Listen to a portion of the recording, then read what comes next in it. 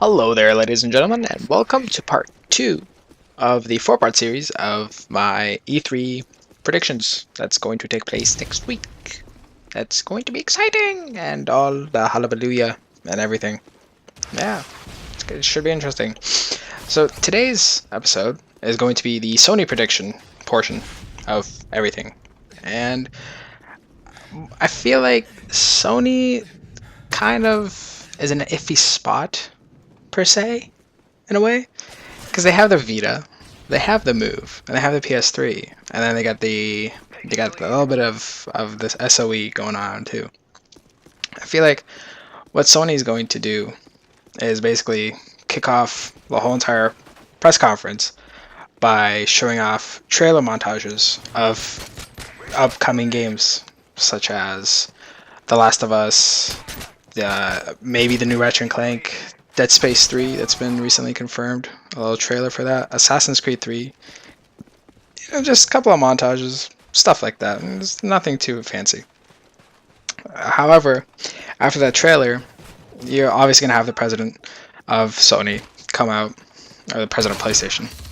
I'm not really too sure who comes out, but one of them is going to come out and basically say that what they're focusing on now is on the Vita. Essentially, is they're going to focus on the Vita. They will show off new games for the Vita. They will show off, probably, this is just hypothetical thinking, probably going to show off more games, definitely, more augmented reality oriented content, more cross-platform playing type thing going on. As they stated, how you can pick up and play, probably show more gameplay, probably demo Sly, the new Sly game that's coming out. Demo that and show basically how that's gonna work, how you can like play on your PS3, and then 2 seconds later you can just pick up on your Vita and just go and continue playing. Which I like that feature. That's something that can go against the Wii U, because the Wii U is basically a freaking big ass tablet, essentially, that acts as a monitor when someone else is watching a TV, or acts as another controller. This is something. But I feel like Sony is going in the right direction with the Vita. They just need games. That's it. They did the same exact thing as they did with the PS3. The PS3 had initial good launches, a good couple of games here and there. And after that, it kind of died down. There wasn't really that much coming out, and then surely games came out, and then everyone was like, "Oh my God, the PS3 is in the house, y'all." I don't know. I feel like that's how everyone talks. Something. I could be wrong. But yeah, that's how they're gonna do it. Emphasize more on the Vita. Basically, show off the Vita's true potentials. Even though they've already claimed that they've done that last E3, but they'll do it again, showing off more games, more capable games, more graphic-oriented applications and stuff. Something like that. Maybe release a new update. Who knows? Who knows? And then right after the Vita, they will probably do a little Move segment, show off new games for the Move. I have no idea. Really, honestly, it's the Wii HD. That's basically it. And yeah. As for the Vita topic, I just canceled, but I'm going back to it. They will probably show off games such as the new Killzone game that's coming out for the Vita, the new Resistance game, and the new Little Big Planet game that people have been actually requesting and waiting for a really long time for, which, in my opinion, once that game comes out, I'll be hooked on that game, because that game just looks incredibly fun. It's like basically a PS3 port, but better. It won't be a port, essentially. It'll just be like a dedicated game dedicated for that handheld. And just showing off new things. As for the PS3, probably see a lot more games, more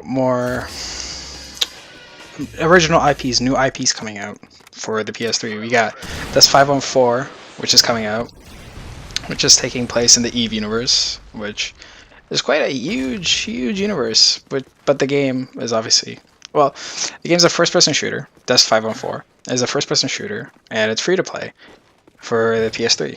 They've done this with DC Universe, and now they're doing with a first-person shooter, which is going to be interesting how it's going to work, because the Eve universe is on the PC, and this is taking place on a console. And that's going to be interesting how that works. Basically, what the developers wanted to do with Dust 514 was make it easier to access the universe of Eve and not make it as hard as the actual game, because the actual game has probably like 3, 4, maybe 6 hours of tutorials that you have to learn, and you have to know how to play, and you have to do this and do that, and you can't just go in and be like, I'm gonna go blow up ships. They're gonna be like, no, you can't just go blow up ships, man. Because apparently that's how people in outer space sound like. They sound like Jamaicans. Terrible, terrible Jamaican accent, people. I don't even know. Something like that. And then they'll probably show off another trailer montage for the games that are coming out for the PS3. Assassin's Creed 3, with Dead Space 3, maybe with the new Ratchet & Clank that got announced this week. So that should be interesting. They'll probably show off. They'll show off lots of demos, like a lot of Sly. Probably they're gonna show off the new Sly Cooper game.